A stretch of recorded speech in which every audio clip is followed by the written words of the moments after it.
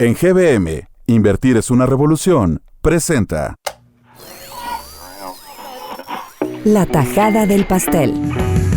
Si la economía fuera un pastel, aquel que sepa cómo prepararlo, decorarlo y repartirlo, se llevará la mejor rebanada. ¿Cómo se reparten las tajadas del pastel económico en la actualidad?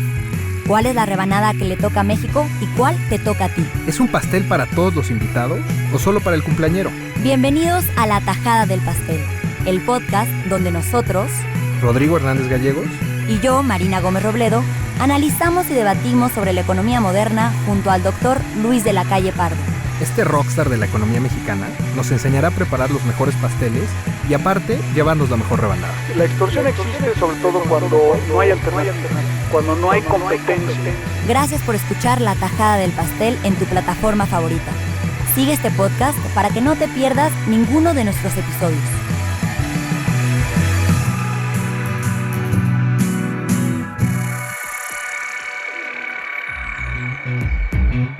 La gran mayoría de los mexicanos hemos tenido alguna experiencia relacionada con la extorsión y en ocasiones la hemos normalizado. ¿Quién no le ha pagado a un franelero para que cuide su coche o evitar que lo rayen? Es que a veces no hay de otra, ¿no crees? ¿O quién no le ha pagado a un funcionario para agilizar un trámite que tarda meses? Deja tú que tarda meses, hasta en la fila nos andamos colando. El día de hoy, Luis de la Calle nos platicará sobre la economía de la extorsión, una práctica muy arraigada en nuestro país. Hola Luis. ¿Cómo estás, Marina? Luis, con frecuencia relacionamos extorsión con violencia, pero en tu libro La economía de la extorsión, defines que la extorsión va más allá de la delincuencia. Bueno, la extorsión es una forma de violencia, pero no necesariamente de violencia física. Yo escribí un libro que se llama Economía de la extorsión, que tiene como propósito hacer patente a los mexicanos que hay muchas actividades que hacemos nosotros en el país que en el fondo son una forma de extorsión y que estas distintas maneras de extorsionar son quizá el principal impedimento para el desarrollo económico, el crecimiento y la mejoría de las empresas y las familias en el país. Porque en cuanto tú empiezas a tener éxito, profesionista, como trabajador o como empresario pequeño, inmediatamente te empiezan a extorsionar. Y la extorsión es una práctica muy generalizada que se da no solamente en la relación de las personas con el sector público, sino que también se puede dar entre participantes del sector privado que no son públicos, y que esta forma de extorsión, si la elimináramos, implicaría posibilidades de crecimiento muy grandes para México. ¿Qué tal, Luis? ¿Qué tal, Rodrigo? Para complementar lo que mencionó Marina, te quería preguntar, ¿el extorsionador es también un corrupto o cuál es la diferencia? Bueno, son palabras que tienen significados muy relacionados y parecidos. Toda forma de extorsión es corrupción. Yo preferí en el libro restringirme al análisis de la extorsión y no de la corrupción para mandar el mensaje de que la extorsión se da no solamente en el relacionamiento con el sector público, sino que también se da potencialmente y con frecuencia en el relacionamiento entre actores no públicos.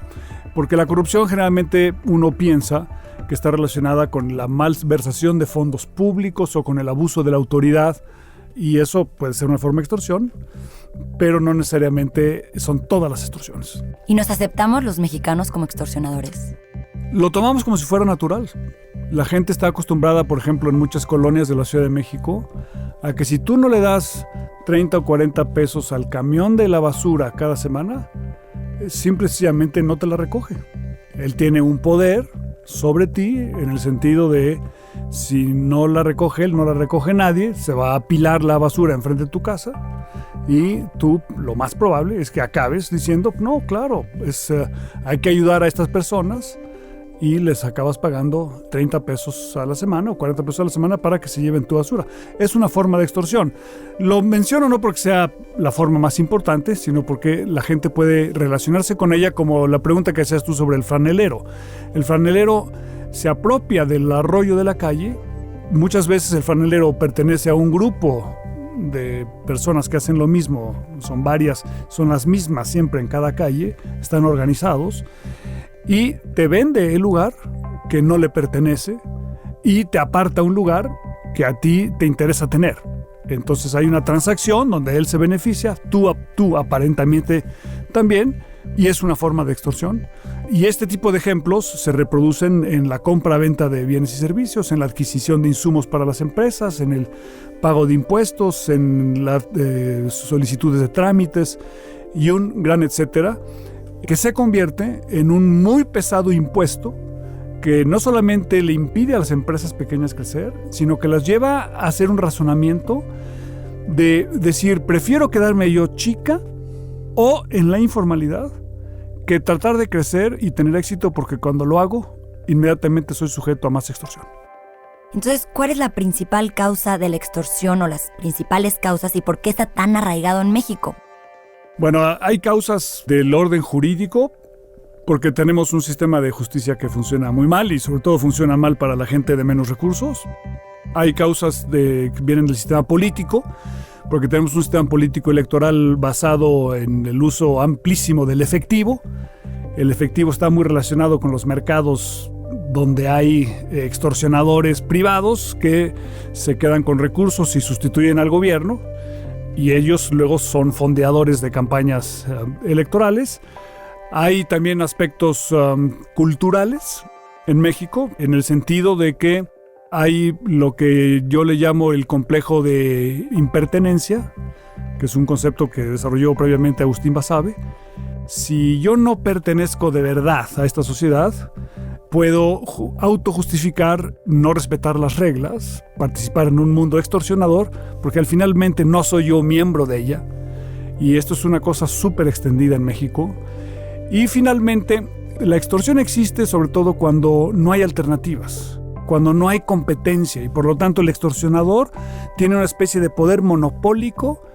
Es el único que te puede dar el permiso, es el único que te puede dar el lugar para estacionarte, es el único que te puede recoger la basura. Si hubiera 4 compañías de recolección de basura, ninguna te podría extorsionar. ¿Y tú crees que hay forma de solucionar eso? Claro, hay varias muy importantes. El mejor ejemplo son los parquímetros. Cuando tú instalas parquímetros, el ciudadano está dispuesto a que lo extorsionen una vez, o la autoridad o el franelero. Cuando tú pagas por estacionarte, encuentras más lugar, el lugar está más limpio y la ciudad recibe recursos muy cuantiosos de esa recaudación por rentar temporalmente un espacio que le pertenece a la ciudad. Cuando un privado o un grupo de privados se apropia al franelero, todos esos beneficios son para esa persona. Es interesante ver que muchos de los franeleros no es gente minusválida o gente que no pueda trabajar, sino bueno, está trabajando y lo hace de una manera que es suficientemente rentable. Entonces, ese es un ejemplo de cómo se puede solucionar. Ahora, la solución de fondo para la mayor parte de la extorsión radica, obviamente, uno, con el establecimiento del Estado de Derecho y con el incremento de la competencia. O sea, las opciones para las empresas son lo que les permite no ser extorsionadas. Y en el caso de una persona que quiere construir un restaurante y que ya haya hasta cuotas establecidas, por ejemplo, el de la licencia de alcohol, por la cual se llegan a cobrar por lo menos $1,000,000, ¿qué soluciones reales puede haber para estas personas o qué podemos hacer a nivel individual si nos enfrentamos a esto? Bueno, lo primero es estar consciente del problema, ¿no? Y no pensar que es normal que uno tenga que dar mordidas o pagos extorsionadores para llevar una actividad económica, ¿no? Darnos cuenta también como sociedad que seríamos una sociedad mucho más rica en la medida que hubiera menos extorsión, actuar conforme a la ley, denunciar también, por supuesto, y tener un esquema, tanto jurídico como político como económico, que promueva la ausencia o la disminución de la extorsión y entonces un mayor crecimiento, ¿no? Y eso implica obviamente cambios en el ámbito impositivo, cambios en el ámbito de la economía digital y cambios obviamente en la forma en la que se resuelven los conflictos en México a través del Poder Judicial. Una duda, Luis. La extorsión a veces tiene víctimas claras y a veces no. ¿Es la extorsión también un fenómeno de mercado? La extorsión no es necesariamente negativa. O sea, puede ser una transacción que beneficie a ambas partes, que sea voluntaria, que no puedas distinguir, digamos, entre una transacción extorsionadora y una transacción normal. Es porque es una compraventa de derechos, ¿no? Entonces, la pregunta es cuándo la extorsión es una actividad ilícita, negativa y que causa daño. Y las características creo que deben ser 3. Una, cuando no es voluntaria. O sea, cuando una de las partes no quiere participar en esa transacción, pero se ve obligada a hacerlo.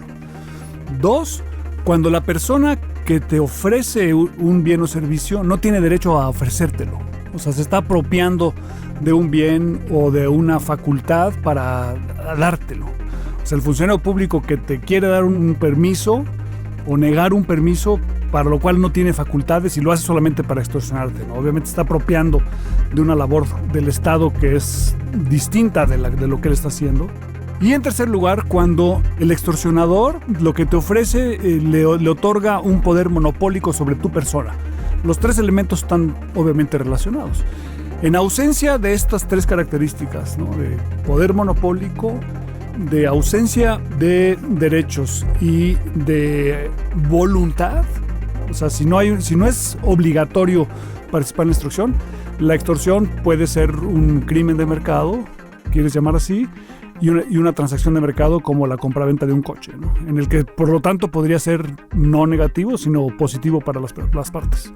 Luis, retomando el tema de lo que le dijiste a Rodrigo sobre las soluciones a la extorsión, en tu libro mencionas varias, pero me gustaría preguntarte sobre el componente tecnológico. Hay algunas personas que argumentan que la implementación de la tecnología también podría tener consecuencias negativas a corto plazo, como puede ser un mayor desempleo. ¿Qué papel ves que juega la tecnología tomando en cuenta estas críticas para ayudar a resolver la extorsión? Bueno, yo escribí este libro precisamente porque un amigo mío, Carlos Martínez, me hizo una pregunta. Me dice, oye, ¿qué vamos a hacer con toda la gente que va a ser desplazada por la tecnología y el cambio tecnológico y el mundo digital? La respuesta es, bueno, la única manera de enfrentar ese reto es tener empresas pequeñas y medianas altamente exitosas que generen una demanda de trabajo y absorban ese trabajo, ¿no? Y entonces la pregunta es, oye, ¿por qué eso no sucede? O sea, ¿por qué en México las empresas pequeñas y medianas no pueden crecer? Esa reflexión me llevó a decir, es que no pueden crecer o no quieren crecer porque cuando lo hacen, inmediatamente son extorsionadas por una gama amplia de extorsionadores que existen en la sociedad y en la economía mexicana. Entonces, uno de los aspectos donde hay mayor extorsión es en el sistema de distribución. Por ejemplo, si tú decides con tus hermanos, vamos a poner un negocio para vender mermelada y te metes a YouTube, ves cómo se hace una buena mermelada de frambuesa y le empiezas a vender. Cuando la vendas tú en tu manzana, en 2 o 3 manzanas alrededor de tu casa, no tienes mayor problema.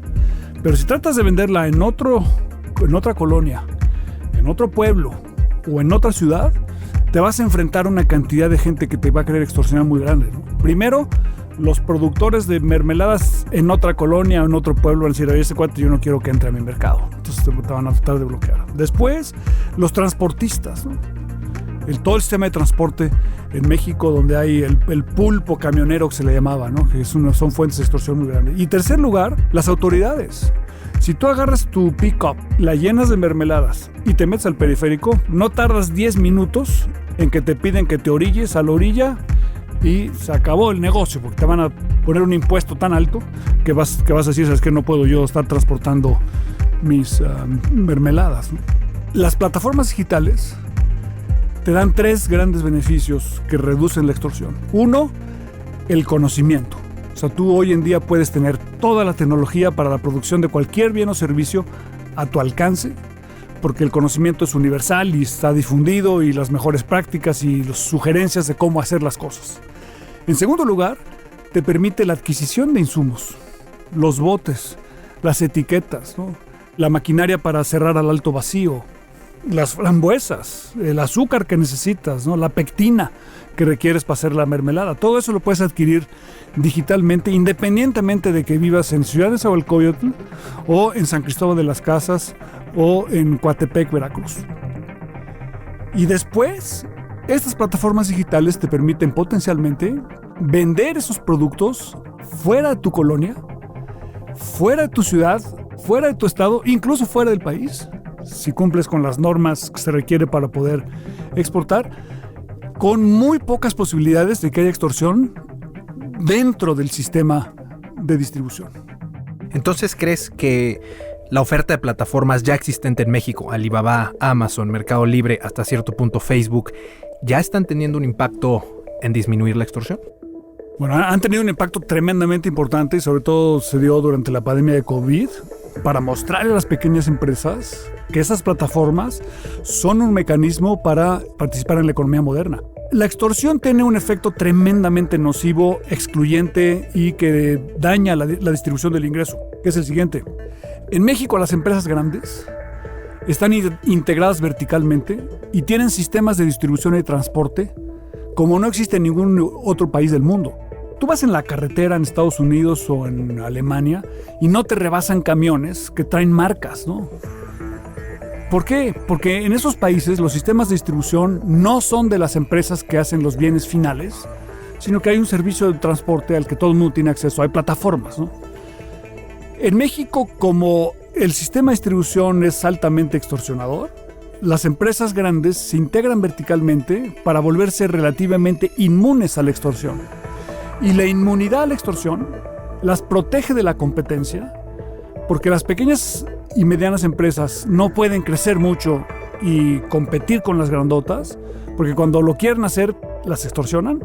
Y lo que acaban haciendo es que cuando alcanzan cierto tamaño, venden su producto o su bien o servicio a las empresas grandes para que se suban a esas plataformas.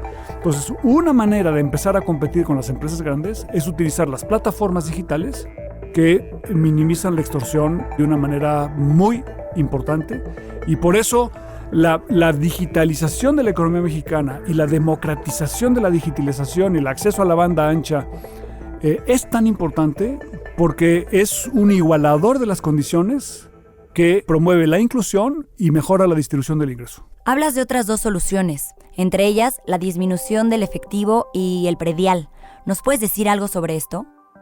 Bueno, la disminución del uso del efectivo está relacionado con el mundo digital y la utilización de las plataformas y con la reducción del incentivo para el financiamiento de las campañas políticas. Porque una parte del mundo extorsionador, de las mafias, de los mercados informales y de todo el ecosistema del mundo en efectivo en México está relacionado con el ámbito político. Digamos, digitalizar la distribución y adquisición de insumos y venta de productos es importante, y digitalizar la compra-venta también es importante porque permite rastrear y porque disminuye el uso de efectivo, que es el instrumento preferido en las campañas político-electorales. El otro aspecto que es muy importante es tener instituciones relativamente sólidas en el ámbito municipal. Y para ello se requiere el cobro del impuesto predial. El cobro del impuesto predial tiene el mismo razonamiento que el cobro del parquímetro por el arroyo vehicular.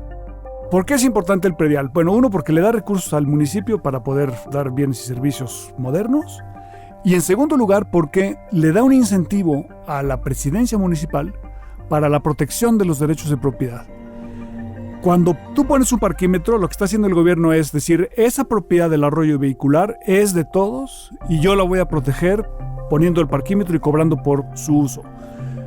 Cuando tú empiezas a cobrar el impuesto predial, el presidente municipal va a tener un incentivo para proteger los derechos de propiedad de los ciudadanos que habitan en su municipio, y esa protección se convierte en una muy importante promoción del establecimiento de empresas para bienes y servicios en esa localidad y en un desplazamiento del cobro de derecho de piso. El franelero cobra por derecho de piso y el crimen o la policía cobran por el derecho de piso. El predial es una institucionalización de ese cobro, pero con beneficios sociales porque la recaudación de ese impuesto se distribuye para bienes y servicios públicos.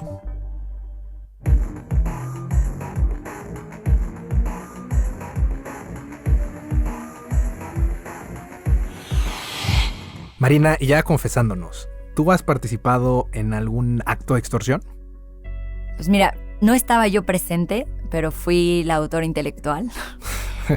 Vinieron a visitarme unas amigas mías españolas y estábamos en Las Trajineras y de ahí nos íbamos al Tenampa. Entonces le pedí a un amigo que llevaba coche que se las llevara en el coche y yo me fui en taxi.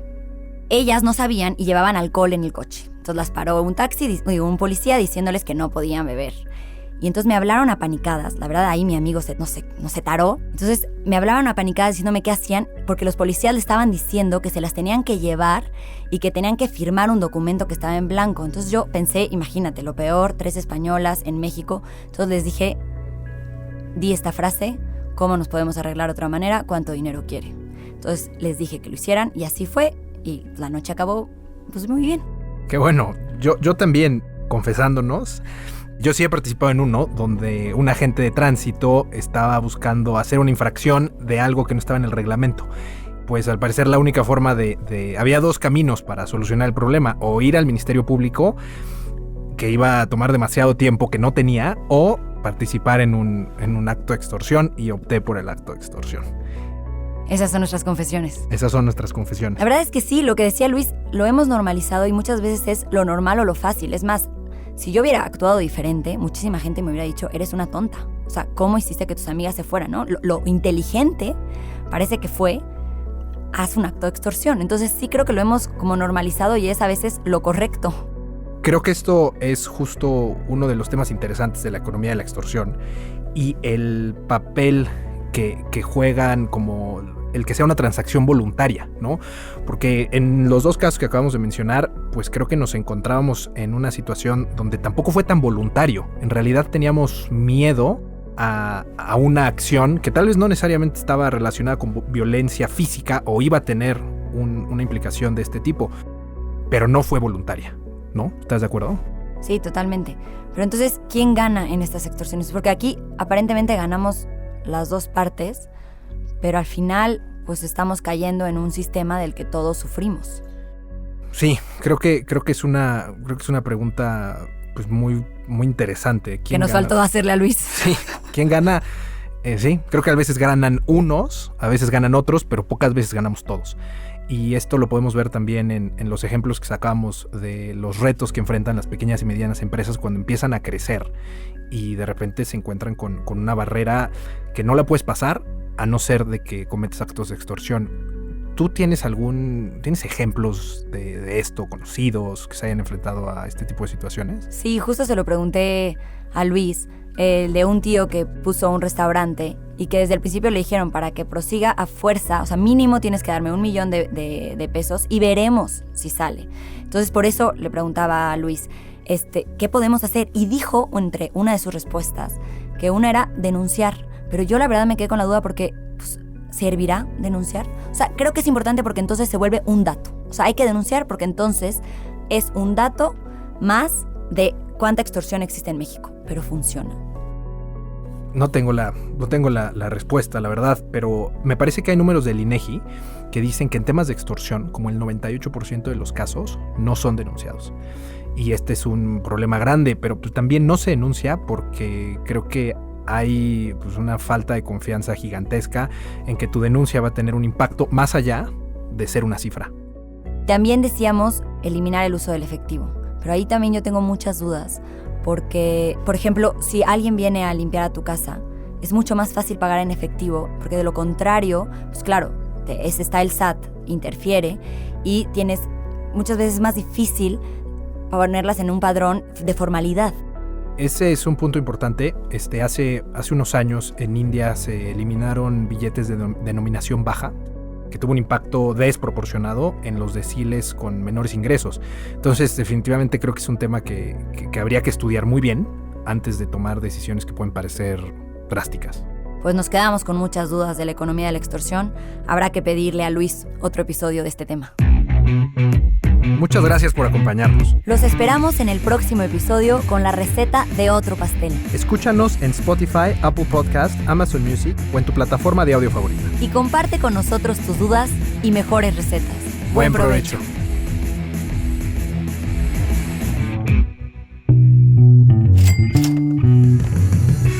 En GBM, invertir es una revolución. Presentó La tajada del pastel.